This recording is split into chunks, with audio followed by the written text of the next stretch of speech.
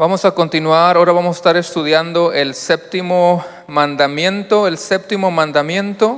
¿Alguien sabe cuál es el séptimo mandamiento? ¿Se recuerdan? Un poquito fuerte el mensaje de hoy. No cometerás adulterio. No cometerás adulterio. Y antes de comenzar el mensaje de hoy, hermanos, antes de comenzar, además de decirle que se ponga los cinturones, yo sé que esos mensajes, todos los de la ley de Dios, no porque sea yo el que estoy hablando, sino porque es palabra de Dios, de pronto nos pueden estar incomodando, nos pueden estar confrontando, exhortando, porque yo no sé usted, pero me doy cuenta que al estudiar fielmente la ley de Dios, los mandamientos, es como que está descubriendo nuestra realidad. Quizá muchos no habían estudiado los 10 mandamientos de esta manera, o habíamos visto nada más por encimita, o nada más habíamos mirado la parte literal. Pero ya se está dando cuenta que al estudiarlos en su contexto, está descubriendo nuestra realidad, está descubriendo de qué realmente estamos hechos, y eso nos puede incomodar. Todos esos mensajes de la ley moral de Dios, quisiera como pastor que por lo menos 2 cositas hicieran esos mensajes. Claro, toda la palabra de Dios, ¿verdad? Pero esos 10 mandamientos. Número 1, que nos revele quién es realmente ese Dios santo, ese Dios perfecto, ese Dios soberano y Dios justo. Y en segundo lugar, que esta ley de Dios nos muestre lo miserables que nosotros somos al lado de esa majestad. Qué pecadores somos y cómo nadie puede cumplir la ley de Dios. Así que el mensaje de hoy es: no cometerás adulterio. Y bueno, ya se leyó el versículo, de hecho leímos toda la porción para que nos sirviera un poquito como de repaso, pero ya se ha leído toda la porción. Pero Éxodo 20:14 dice, Éxodo 20:14 solamente dice: no cometerás adulterio, no cometerás adulterio. Y quiero hacer una oración a pesar de que ya se ha orado, pero es uno de esos mensajes que necesitamos la instrucción del Espíritu Santo, la iluminación del Espíritu Santo, y pídale desde ahora mismo que Él abra su mente y su corazón para lo que Dios tiene preparado para nosotros hoy. Así que cierre sus ojos. Señor, te damos gracias por lo bueno que tú eres, por lo misericordioso que tú eres, por tu gloria, por tu majestad, pero también por tu palabra que es abierta en este momento.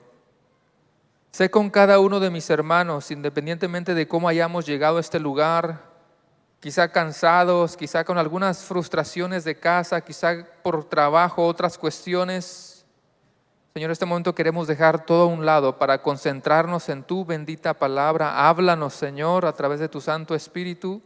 Revela tus verdades a nosotros y haz que este mensaje nos pueda confrontar, que pueda hablar a nuestros corazones, pero que también podamos ser edificados y crecer en el conocimiento tuyo.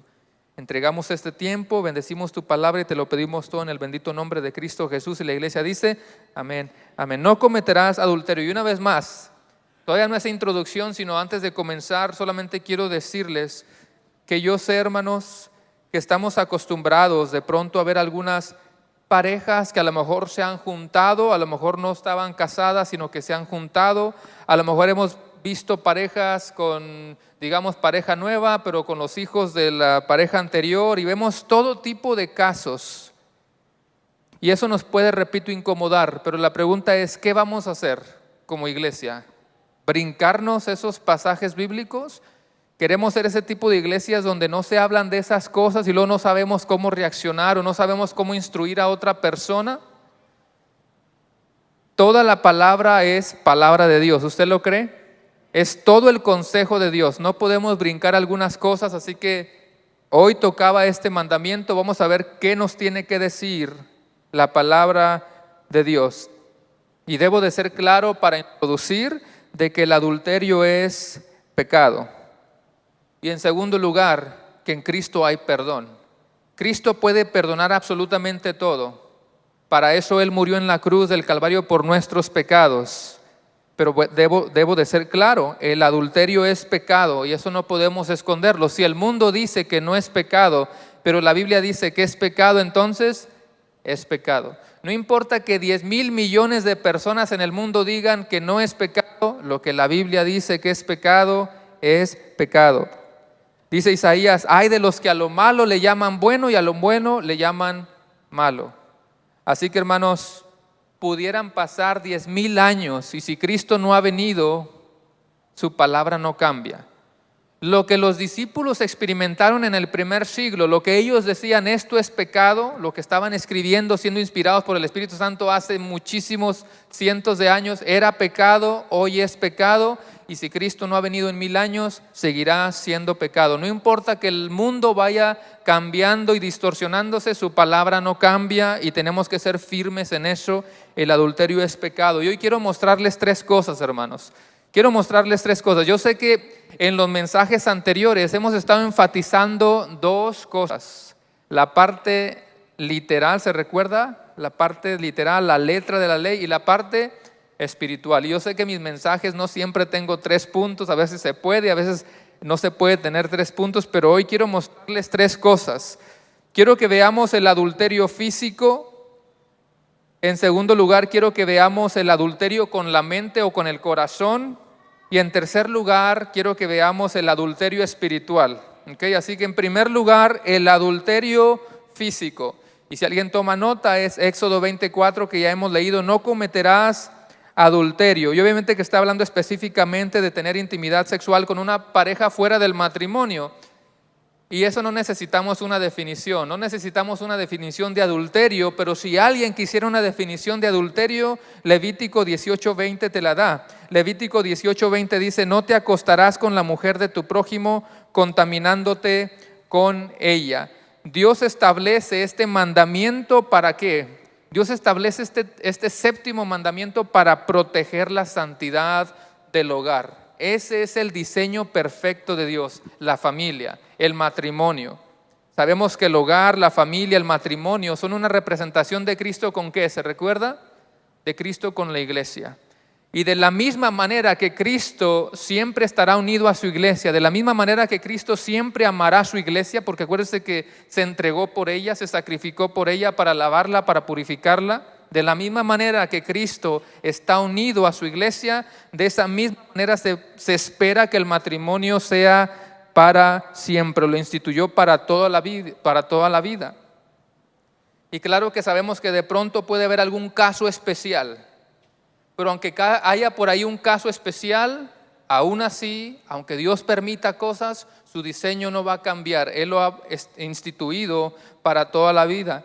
Ya sabemos que desde el Génesis se nos habla acerca del matrimonio. En Génesis 2:24, una vez más, si solamente quieren tomar ahí las notitas, los versículos, pero Génesis 2:24, por tanto dejará el hombre a su padre y a su madre y se unirá a su mujer y serán una sola carne.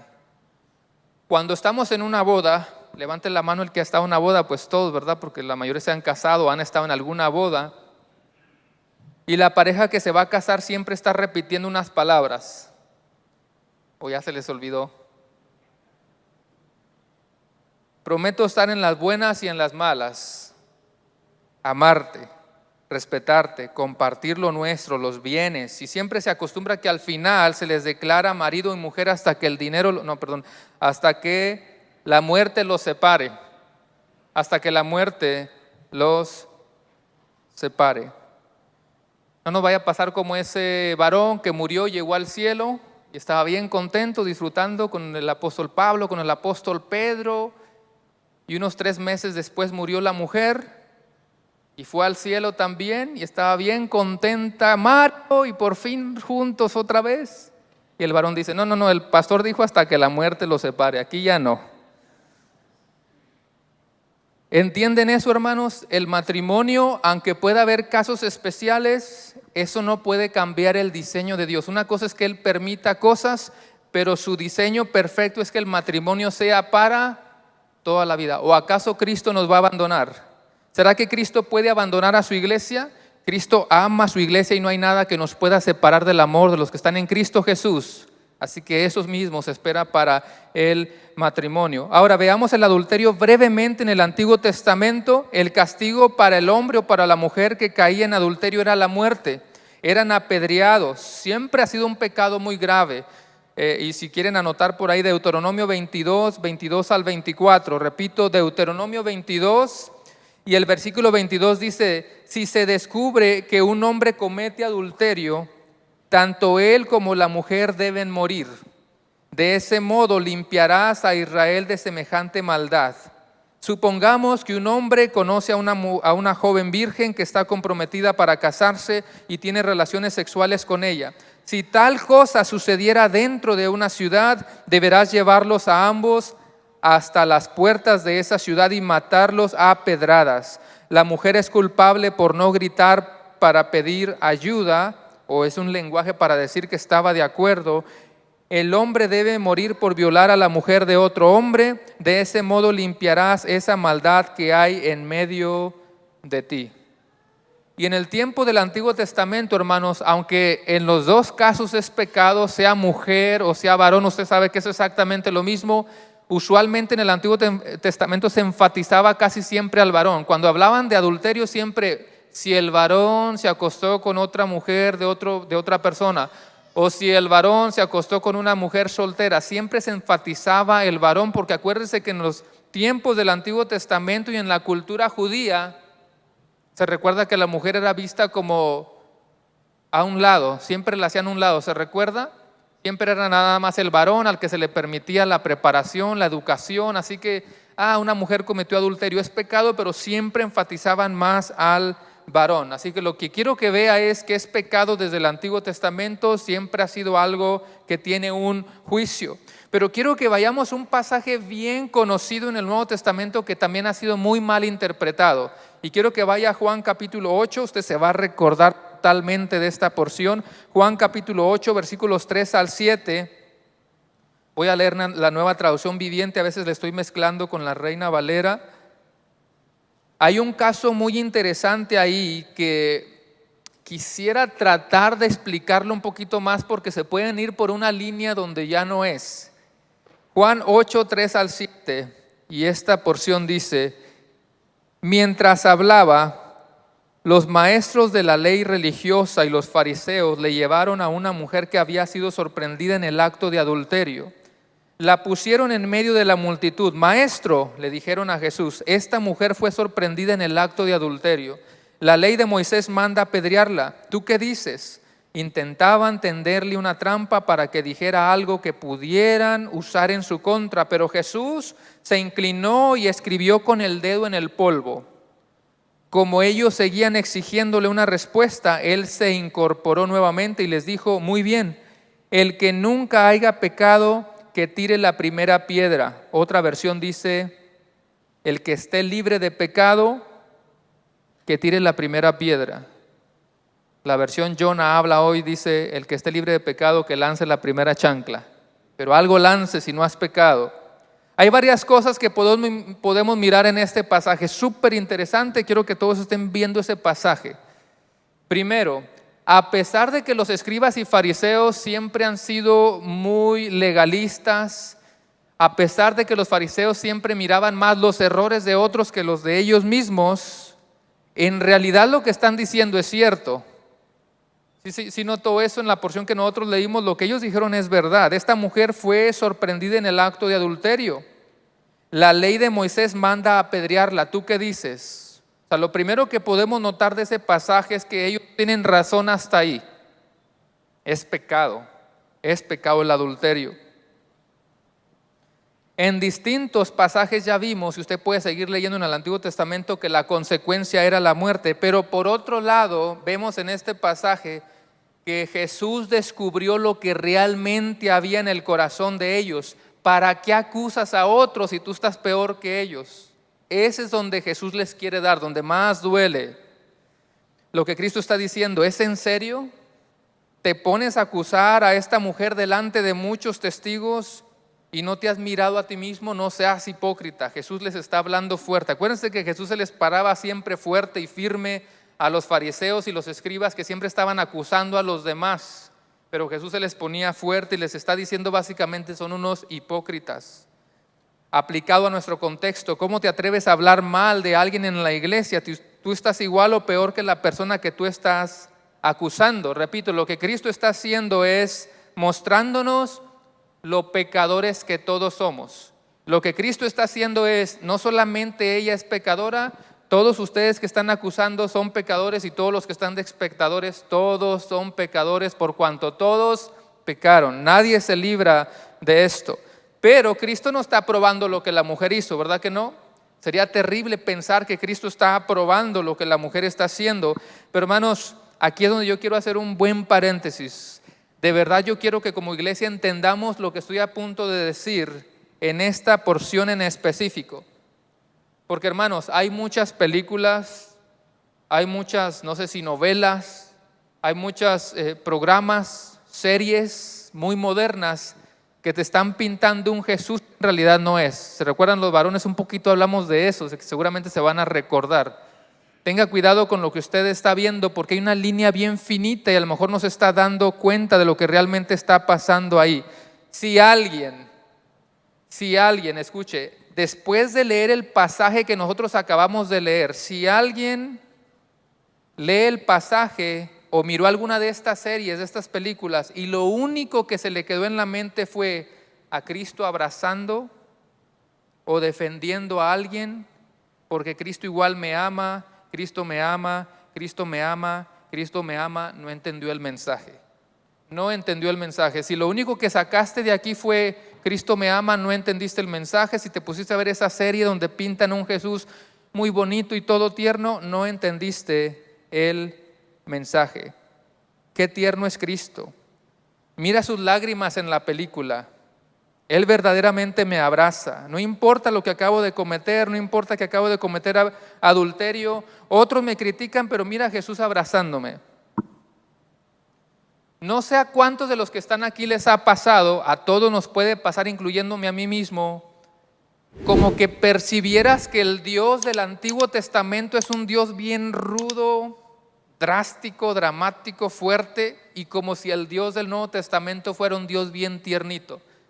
No sé si a alguien le ha caído esa idea por lo que tú lees. Oh, mira, el Dios en el Antiguo Testamento era bien rudo, qué malo. Oh, pero el Dios del Nuevo Testamento es muy bueno, muy tierno. Dios es el mismo ayer y hoy y por los siglos, amén. Él no cambia. En cuanto a sus atributos, Él es inmutable, no puede cambiar si no fuera Dios. Es exactamente el mismo Dios. Mire lo que dice el Salmo 7, versículo 11. Dios es justo o juez justo y Dios está airado. ¿Qué es airado? Él está molesto contra el pecador todos los días.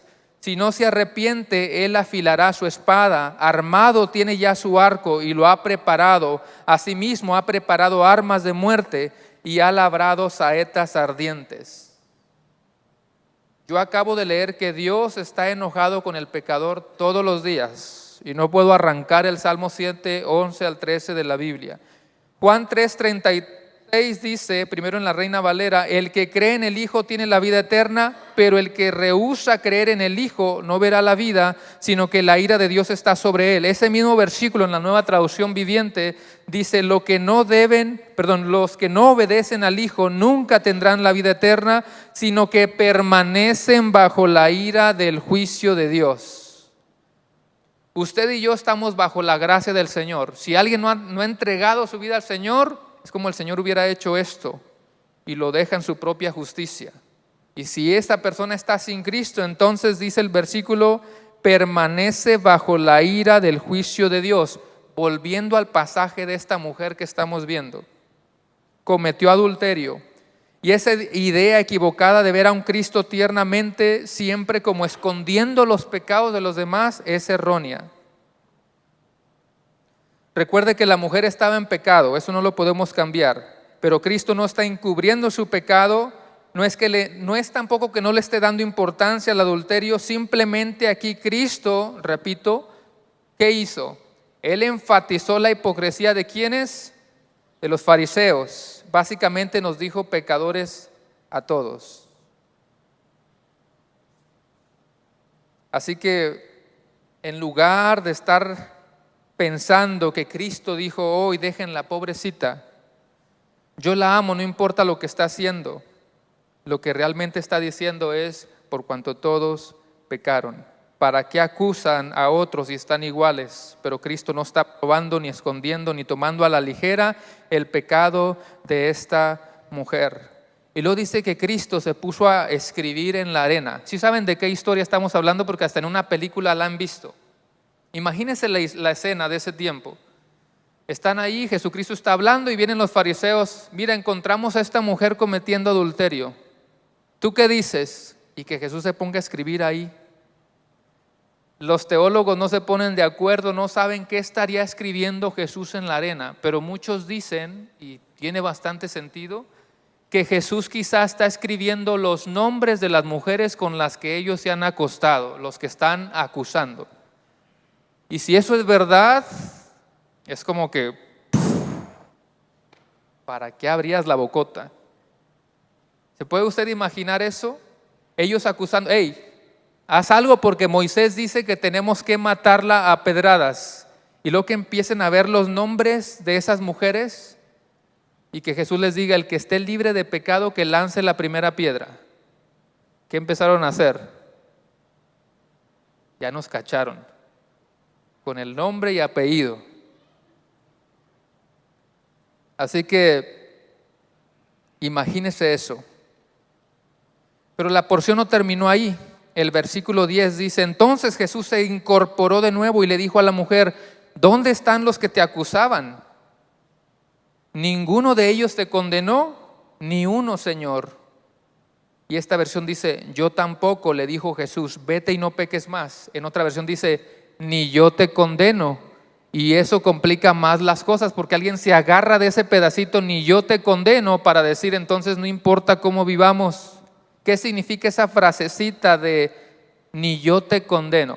Miren, yo les he ilustrado algunas veces, hermanos, esas fotitos que andan por todas las redes sociales, tenga cuidado también, volviendo a lo mismo, ¿verdad? Que hablábamos con los varones, esas fotitos de quizá una persona con el programa de LGBT y todas las letras que tiene ya, y Cristo abrazándolo.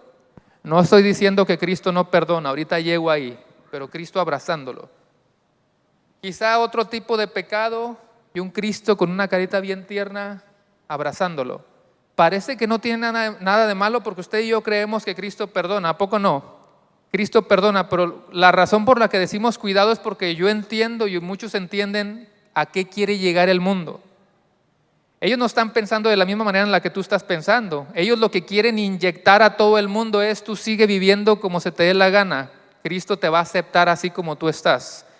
Ahí está la línea bien finita. Entonces significa ni yo te condeno. Pareciera como si Cristo estuviera diciendo, no te preocupes, sigue como estás viviendo. ¿Qué significa realmente? Ya dijimos que Dios perdona, ya dijimos que Cristo perdona, pero nosotros también hemos sido llamados a vivir en santidad. La iglesia está llamada a vivir en santidad y cuando nosotros fallemos, hermanos, porque todos podemos fallar, nos arrepentimos y pedimos perdón. Pero usted sabe que hay una diferencia enorme en el cristiano que falla y pide perdón a un falso cristiano que vive y se deleita del pecado. Usted tiene que entender esa diferencia, no es lo mismo, nadie es perfecto, pero nosotros como cristianos, como creyentes, cuando fallamos, el Espíritu Santo te va a redarguir y tú pides perdón. El que no es creyente ni siquiera está en una lucha con el pecado. El no creyente no está en una lucha con el pecado, más bien se deleita del pecado y no siente absolutamente nada. ¿Por qué Jesús dice aquí, ni yo te condeno? ¿Sabe que usted y yo no necesitamos que Cristo nos venga a condenar porque ya estamos condenados? ¿Desde cuándo estamos condenados? Desde la caída del primer Adán. Cuando Adán, Eva han pecado y ahora nosotros cargamos toda esa culpa, nosotros ya estamos condenados. Por eso desde el libro de Génesis 3:15 se presenta el Evangelio por primera vez. Que un día Satanás iba a luchar contra Cristo, pero Cristo lo iba a vencer y lo venció en la cruz. Ese es el mensaje. Pero nosotros ya estamos todos condenados, por eso no necesitamos que Él venga. Juan 3:17 dice, porque no envió Dios a su Hijo al mundo para condenar al mundo, sino para que el mundo sea salvo por Él. Nosotros ya estamos condenados. Pero en el texto sobre esta mujer, Cristo termina diciendo, vete y no peques más. Cristo no solamente dijo, ni yo te condeno, porque Cristo vino a mostrar gracia, a salvarnos, pero luego dice, vete y no peques más. De tal manera, hermanos, que aunque nos imaginemos a un Cristo tierno, es el mismo Dios que no va a aceptar el pecado. Es imposible que Él pueda aceptar pecado porque Él es tan perfecto y tan santo, tan santo. Vete y no peques más, lo que estás haciendo está mal. Y hermanos, yo no sé qué pasaría con esa mujer, pero si esa mujer no se arrepintió, ¿dónde está ahorita? Hay que tener miedo para decirlo. Si una persona muere sin Cristo, ¿dónde está? ¿Quién lo dice? ¿El pastor Jonathan o la Biblia? Así que si alguien quiere seguir pensando de esa manera, mucho cuidado, mucho cuidado. Dios no tolera el pecado, así que el adulterio es pecado. En segundo lugar, veamos el adulterio en la mente o el adulterio en el corazón. Y para eso le voy a pedir que vaya a Mateo 5, 27 al 30. Mateo capítulo 5, versículos 27 al 30. También es una porción muy, pero muy conocida. Ese es el segundo punto, el adulterio en el corazón. La Nueva Traducción Viviente dice: han oído el mandamiento que dice no cometerás adulterio, pero yo digo que el que mira con pasión sexual a una mujer ya ha cometido adulterio con ella en el corazón. Por lo tanto, si tu ojo, incluso tu ojo bueno, te hace caer en pasiones sexuales, sácatelo y tíralo. Es preferible que pierdas una parte de tu cuerpo y no que todo tu cuerpo sea arrojado al infierno.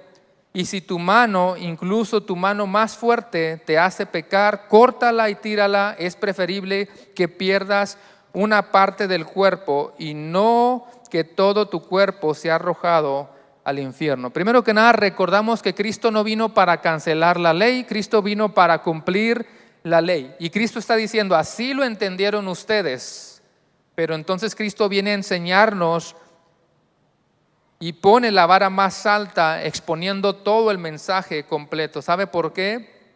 Porque por fuera cualquiera puede aparentar. Por fuera cualquiera puede aparentar. El exterior nos puede engañar. Recuerde que el hombre puede ver lo exterior, pero Dios puede ver lo que hay dentro. Su misma palabra lo dice. La gente juzga por las apariencias, pero el Señor mira el corazón. ¿Se da cuenta de lo que Jesús está haciendo aquí en este pasaje? ¿Se recuerda cómo eran los fariseos? ¿Se recuerda cómo eran los escribas, de orgullosos, de creídos, de levantados, de sentirse como perfectos, siempre acusando a los demás, pero no se miraban a ellos mismos? Ellos están bien con que el mandamiento diga no cometerás adulterio y punto. Ellos están bien con eso, porque repito, incluso hasta ellos pudieron haber cometido adulterio, pero ¿quién se da cuenta? Pero Jesús les dice: el que mira con pasión sexual a una mujer ya cometió adulterio con ella en el corazón. Y obviamente que lo mismo va con la mujer, aunque solamente se enfatiza uno. Tiene que aplicarse para los dos. Una mujer que está casada, que tuvo cualquier tipo de intimidad, por más mínima que parezca, con otra persona fuera del matrimonio, por supuesto que eso también es adulterio. Cuando Jesús dice ya cometió adulterio en el corazón, lo interno, el alma, la mente, los pensamientos, las emociones, ya pecó en todas esas áreas. Y Cristo va a utilizar un lenguaje muy poético para enfatizar algo. Y Él dice en el versículo 29, por lo tanto, si tu ojo, incluso tu ojo más bueno, creo que la Reina Valera dice tu ojo derecho, porque el derecho siempre hace énfasis en lo correcto, en lo justo. Por lo tanto, si tu ojo, incluso tu ojo bueno, te hace caer en pasiones sexuales, sácatelo y tíralo. Es preferible que pierdas una parte de tu cuerpo y no que todo tu cuerpo sea arrojado al infierno. Es un lenguaje, repito, poético para enfatizar algo. ¿Qué está tratando de enfatizar Cristo?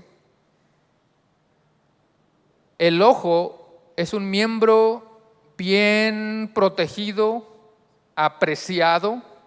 No necesito preguntar cuántos aprecian sus ojos. Gloria a Dios que tenemos dos ojos para ver, aunque estamos medio cegatones algunos, pero qué bendición por los ojos. No podemos imaginarnos andar sin los ojos. Quizá hay cosas en tu vida o personas en tu vida que aprecias tanto como tus ojos, Pero si esas personas te están llevando a pecar, quítalos de tu vida. Así como arrancar tus ojos. Sean personas, sean cosas, si son una mala influencia para ti, necesitas quitar todo eso inmediatamente de tu vida. ¿Se está entendiendo todo eso? Todo lo que aprecias, cosas, personas, pero que te están dañando, échalo fuera. Y luego en el versículo 30 usa las manos, pero es el mismo tipo de lenguaje. Y si tu mano, incluso tu mano más fuerte, te hace pecar, córtatela y tírala. Es preferible que pierdas una parte del cuerpo y no que todo tu cuerpo sea arrojado al infierno. Tus manos son necesarias para muchas cosas. ¿Te gustaría que te las cortaran? ¿Dónde están los músicos? ¿Te gustaría que nos cortaran las manos? Hacemos tantas cosas con las manos. Una vez más, es el mismo mensaje. Si tienes algo, si tienes alguien que piensas que lo necesitas tanto como tus manos, pero al mismo tiempo es una mala influencia, está llevándote a pecar, córtatelo. Despídete de esa persona inmediatamente. Entrégalo en las manos del Señor y ora por ello. Además, hermanos, el adulterio en la mente, el adulterio en el corazón puede ser el comienzo para llevarnos al adulterio físico. Y no estamos diciendo que si no llega al adulterio físico, entonces no es pecado. No, por supuesto que es pecado lo que está en la mente, en los ojos, en el corazón, en el alma. Pero yo nada más estoy diciendo que eso te puede llevar al acto físico. Vaya conmigo a 2 de Samuel capítulo 11. Yo sé que las porciones están en la pantalla, pero si tiene su Biblia, por favor vaya a 2 de Samuel capítulo 11 para leer los versículos 1 al 4, o si no, solamente manténgase ahí. 2 de Samuel 11. En la primavera, cuando los reyes suelen salir a la guerra, David envió a Joab y al ejército israelita para pelear contra los amonitas. Destruyeron el ejército amonita y sitiaron la ciudad de Rabá. Sin embargo, David se quedó en Jerusalén. Una tarde, después del descanso del mediodía, David se levantó de la cama y subió a caminar por la azotea del palacio. Mientras miraba hacia la ciudad, vio a una mujer de belleza sin igual que estaba bañándose. Luego envió a alguien para que averiguara quién era la mujer y le dijeron: es Betsabé, hija de Eliam y esposa de Urías el hitita. Así que David envió mensajeros para que la trajeran, y cuando llegó al palacio se acostó con ella. Luego ella regresó a su casa. Betsabé recién había terminado los ritos de purificación posteriores a su periodo menstrual. Todos conocemos esta lectura, esta porción es bastante conocida. ¿Y qué vamos a hacer, hermanos? ¿Vamos a justificar el adulterio de David? Porque es una persona creyente, un hombre conforme al corazón de Dios, hay que esconderlo. No vamos a justificar el adulterio de David, tampoco vamos a decir: ay, pobrecito, pero qué culpa tenía David. ¿Cómo se atreve esta mujer a estarse bañando en el patio de su casa? Bueno, pues pobrecito David, no, ¿verdad? David ya estaba haciendo mal por haberse quedado ahí. Él tenía que estar ¿dónde? En el campo de batalla. Él ya estaba mal desde ahí, estaba en su casa. Además estaba siendo perezoso porque dice que después del mediodía, quizá fue uno de esos días donde él se levantó bien tarde. También es pecado la pereza. David mira a esta mujer y no tiene la fuerza para retirarse de ahí, sino que continúa mirando. No resiste la tentación y esto lo va a llevar a buscarla. Y recuerde que le dijeron: es la mujer de Urías el hitita. Él sabe que es una persona casada, pero no puede y la manda a buscar. Y ya dijimos, ¿qué tenía que estar haciendo David? Estar en el campo de batalla. Eso nos da una gran lección, hermanos, a los varones, pero en realidad a todos. Escuche, por no estar donde debe de estar, en el lugar que debe de estar, por no cumplir con su rol, por eso se presentó en el lugar de la prueba y sale a la luz la debilidad del ser humano. Por no estar donde tenía que estar, por no estar en el tiempo que tenía que estar, por no estar cumpliendo con su rol, se presentó delante de una prueba donde solamente sale a la luz la debilidad del ser humano. El pastor Miguel Núñez comenta sobre este caso y dice: el rey David recibió la tentación por sus ojos, pero el deseo estaba en el corazón. Si el pecado satura la mente y atrapa el corazón del ser humano, este es capaz de cometer la peor de las violaciones sin tener en cuenta las consecuencias que pueda acarrearla. Eso le aconteció a David.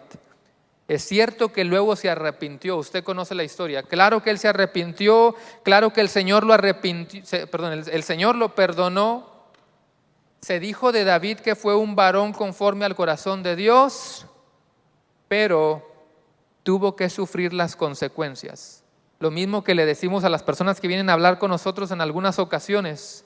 Cristo te va a perdonar, claro que sí, pero lo más seguro es que por el resto de tu vida tengas que luchar con consecuencias. Además de que tiene otras consecuencias el adulterio, no solamente el físico y el que está en el corazón, ambos tienen varias consecuencias porque tú estás rompiendo otros mandamientos. ¿Sabías que violas el tercer mandamiento? Examen, no mire su Biblia, ¿qué dice el tercer mandamiento? Voy a decir dos palabritas, no tomarás Coca-Cola, no es ese. No tomarás el nombre del Señor en vano. Acuérdese que ese mandamiento nos está diciendo que todo lo que tiene que ver con Dios no lo tomes a la ligera. También recuerde que el matrimonio es una representación terrenal de la relación de Cristo con su iglesia. Romper el matrimonio es romper esa imagen. Así que todo tipo de adulterio, todo tipo de fornicación, todo tipo de inmoralidad sexual, el deseo de los ojos, todo eso está rompiendo el tercer mandamiento. Violas el quinto mandamiento, ese está más fácil. No, mire, ¿cuál es el quinto mandamiento? Honra a tu padre y a tu madre. ¿Acaso será agrado para los padres escuchar que su hijo o su hija han caído en fornicación, han caído en adulterio? Seguramente que es una de las noticias más tristes que un padre puede recibir. Así que estás violando el quinto mandamiento porque no lo estás agradando ni lo estás honrando. Violas el octavo mandamiento que dice no robarás. Al cometer adulterio, tú estás tomando la mujer que le pertenece a otro. Incluso si esa mujer es soltera, es una mujer soltera que le pertenece a alguien más. Estás robando. Y por último, violas el noveno mandamiento. No codiciarás la mujer de tu prójimo. Número 1, el adulterio físico. Número 2, el adulterio de la mente o el corazón. Número 3, el adulterio espiritual. Número 3, el adulterio espiritual, y para eso vaya a Santiago capítulo 4, versículo 4. Solamente es un solo versículo, Santiago capítulo 4 y versículo 4.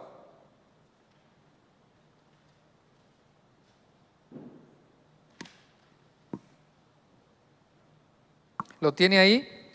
Dice, versículo 4, adúlteros, ¿no se dan cuenta que la amistad con el mundo los convierte en enemigos de Dios? Lo repito, si alguien quiere ser amigo del mundo, se hace enemigo de Dios. Un versículo que muchos conocemos, pero nos vamos a dar cuenta que a veces tomamos muy a la ligera. Oh, pues yo creo que yo estoy bien con ese, yo no soy amigo del mundo, yo no ando en el mundo. Una vez más, cuando lo estudiamos en su contexto, quizá te vas a dar cuenta que tú también has cometido adulterio espiritual. ¿Por qué nos pide la palabra que no hagamos amistad con el mundo? ¿Por qué nos está pidiendo este versículo que no tengamos amistad con el mundo? Primero, obviamente no se está refiriendo a no tener ningún tipo de contacto con el mundo, porque si no, ¿cómo le vamos a compartir el evangelio al mundo perdido? Ahora, si tú te relacionas con el mundo, esperamos que sea para compartirles el evangelio y para que ellos miren algo diferente en ti. Porque si en lugar de eso lo que está pasando es que tú cada vez te pareces más al mundo y menos a Cristo, hay un problema. ¿Sí entendió eso? Por supuesto que podemos tener amistades para presentar el evangelio, pero si al pasar tanto tiempo, al relacionarse tanto con las personas, tú realmente no estás compartiendo el evangelio, lo que está pasando es que cada vez te estás identificando más con ellos, entonces hay un problema. Y espero que no me malentienda, repito, no estamos diciendo que no podemos tener ningún tipo de relación con el mundo, porque la Biblia dice que tenemos que ser la sal de la tierra y la luz del mundo. Pero sí dice mucho de ti si tú tienes más amistades allá en el mundo que aquí en la iglesia. Sí habla mucho de ti. ¿Qué representa el mundo o qué hay en el mundo para que Santiago se atreva a llamarlos adúlteros? Y la Reina Valera dice, oh almas adúlteras, ¿qué hay en el mundo? Si eres amigo del mundo, eres enemigo de Dios. ¿Y quiénes son los enemigos de Dios? Los hijos del diablo, de los que habla Primera de Juan. Por lo tanto, se supone que un verdadero cristiano no va a amar las cosas del mundo, porque es un hijo de Dios. Recuerda la diferencia entre los hijos de Dios, los hijos del mundo, de los que habla la Escritura. O estás con Dios o estás en el mundo. Es como que el mundo representa la otra. O le eres fiel a Dios o le eres fiel al mundo. No hay término medio, no hay tibios. ¿Cómo está nuestro corazón? O le eres fiel a Dios o le eres fiel al mundo. Repito la pregunta, no la hemos contestado. ¿Qué hay en el mundo? ¿Qué representa el mundo? Primera de Juan 2, 15 y 16 lo explica bastante bien. Primera de Juan 2, 15 y 16. La Reina Valera dice, no ames al mundo ni las cosas que están en el mundo. Si alguno ama al mundo, el amor del Padre no está en él. Porque todo lo que hay en el mundo, los deseos de la carne, los deseos de los ojos y la vanagloria de la vida, no proviene del Padre, sino del mundo. La Nueva Traducción Viviente dice, pues el mundo solo ofrece, número 1, un intenso deseo por el placer físico. Número 2, un deseo insaciable por todo lo que vemos. Y número 3, el orgullo de nuestros logros y posesiones. No queremos eso para nosotros. Repito, o somos de Dios o somos del mundo. O estamos en Cristo o estamos fuera de Cristo. Y este pasaje que yo acabo de leer, hermanos, Primera de Juan 2, 15 y 16, nos está diciendo 3 cositas bien importantes de las cuales usted y yo tenemos que alejarnos. Están los deseos de la carne, los deseos de los ojos y la vanagloria de la vida. ¿Sí están despiertos, hermanos? Todavía es medio temprano, pero falta poquito. Cuento 3 y todos decimos una, 2, 3. Muy bien, sí están despiertos. Primero, los deseos de la carne. Carne es una palabra también utilizada mucho por el apóstol Pablo para referirse al mundo, para referirse a los malos deseos. La carne puede simbolizar las actitudes pecaminosas y eso es algo que se le conoce como el hedonismo. Hedonismo es una idea falsa, es una filosofía donde el placer es la meta suprema del ser humano. O sea, es todo ser humano que lo único que está buscando es placer siempre. Todo gira alrededor del placer, no tiene otras prioridades. Se olvida de otras cosas y él piensa que todo es placer, placer, placer. Eso es el hedonismo. Son personas que solo buscan o viven buscando el placer falso y solo se concentran en eso. Eso es lo que la cultura de hoy está buscando. Pero se supone que el cristiano está llamado a ser diferente. El cristiano no puede buscar la carne.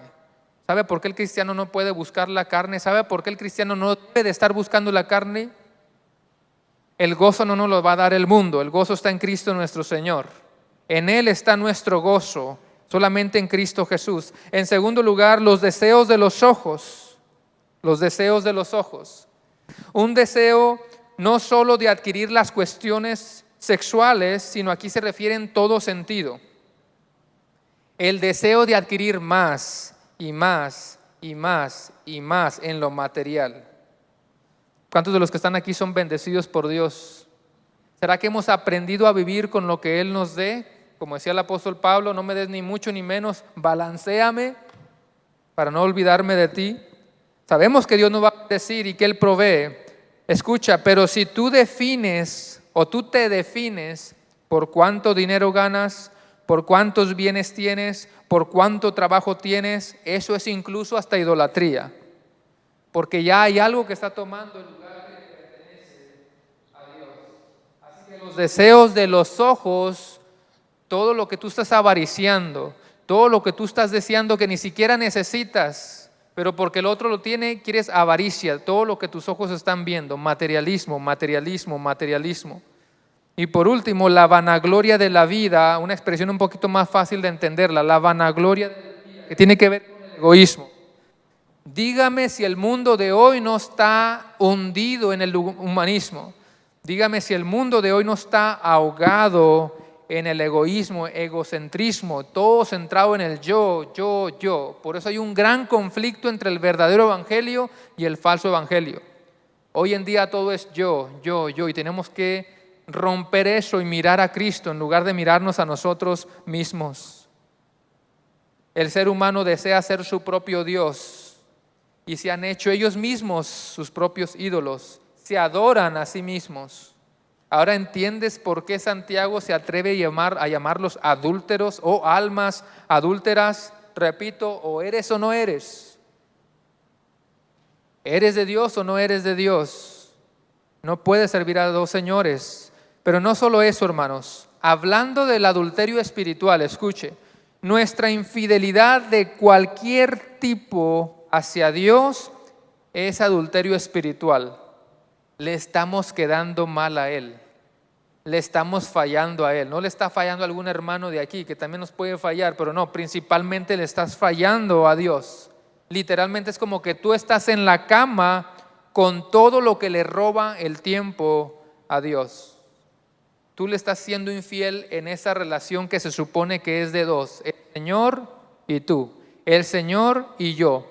Todo lo que le roba el tiempo, ese es el otro, tú le estás dando el tiempo a otra persona en lugar de Dios. Así que si tú no pasas tiempo con Dios, si a ti no te importa la iglesia, si tú no estás orando, si tú no te estás alimentando de la palabra del Señor diariamente, tú literalmente tienes otras cosas más importantes que hacer. Si literalmente dices en todo el día yo no tengo tiempo para orar, yo no tengo tiempo para leer la Biblia, si ese es tu lenguaje, yo literalmente no tengo tiempo, más claro que el agua no puede ser. Hay otras cosas más importantes para ti que Dios mismo y tú le estás siendo infiel a Él y por lo tanto estás cometiendo adulterio espiritual contra Dios. Hermanos, sea adulterio físico, sea adulterio en la mente o en el corazón, que en algún momento de tu edad, temprana o ahora, has mirado cosas que no debes, has tenido malos pensamientos o le has quedado mal a Dios. Yo no necesito decirle levante la mano el que le ha fallado a Dios, yo soy el primero. Pablo dijo lo mismo. Entonces ninguno de nosotros nos libramos de este séptimo mandamiento. ¿Se da cuenta lo que yo dije al principio? Los 10 mandamientos nos van a revelar quién es Él y los pecadores que somos. Nadie se va a librar de ningún mandamiento. Y yo estoy incluido aquí con todos los seres humanos. La buena noticia es que Cristo perdona.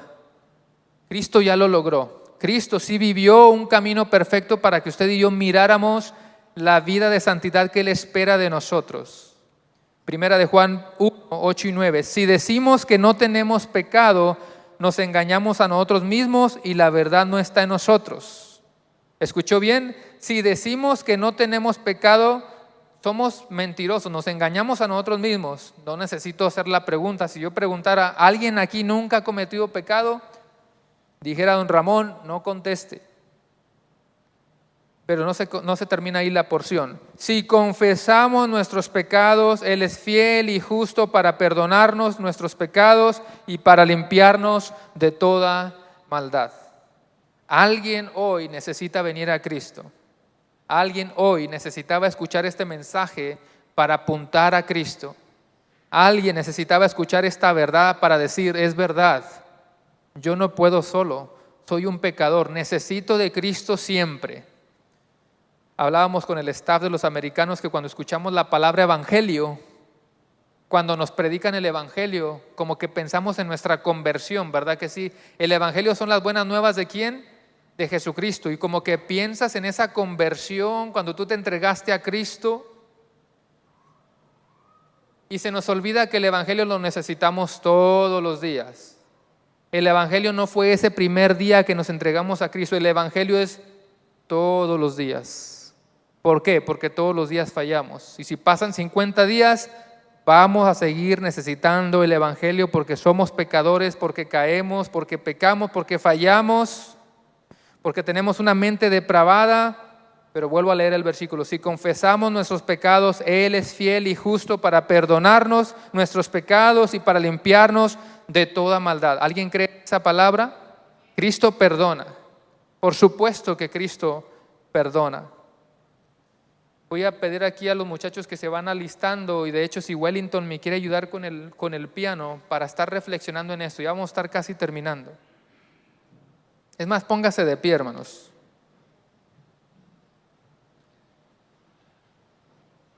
Suena muy feo.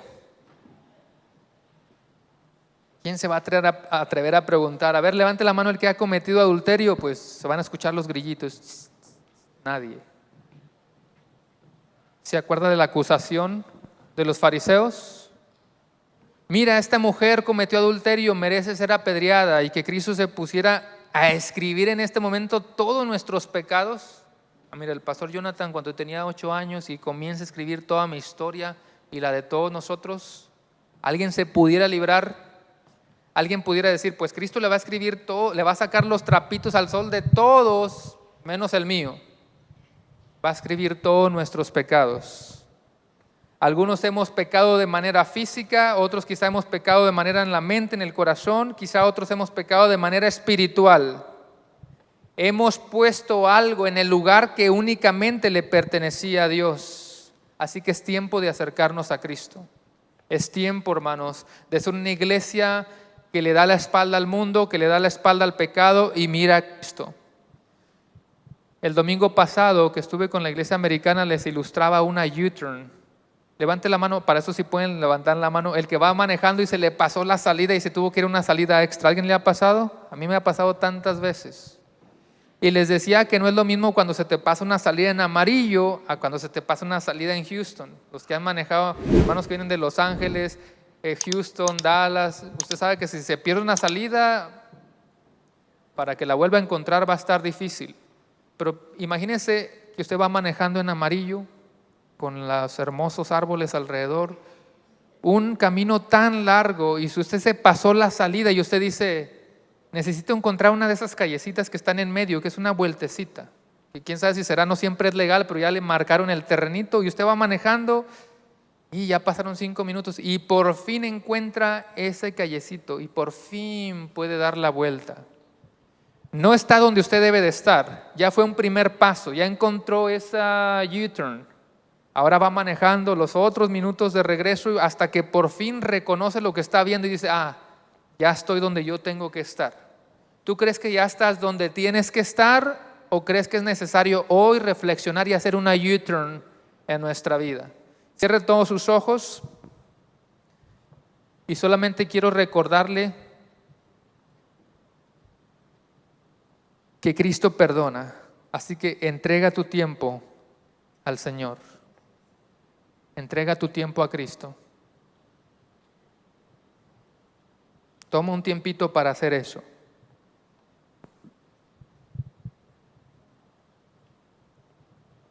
Imagínate esa U-turn de manera espiritual. Y dile, Señor, ya es tiempo porque voy manejando en dirección contraria. Ya es tiempo de hacer una U-turn. Darle la espalda al mundo. Darle la espalda a los deseos de la carne. Darle la espalda a los deseos de los ojos. Darle la espalda a la vanagloria de la vida. Ahora yo quiero manejar y mirar de frente a Cristo. Buscar de Cristo. Mirar a Cristo. Señor, gracias por tu palabra. Gracias por tu misericordia. Gracias por tu bondad. Por quien tú eres.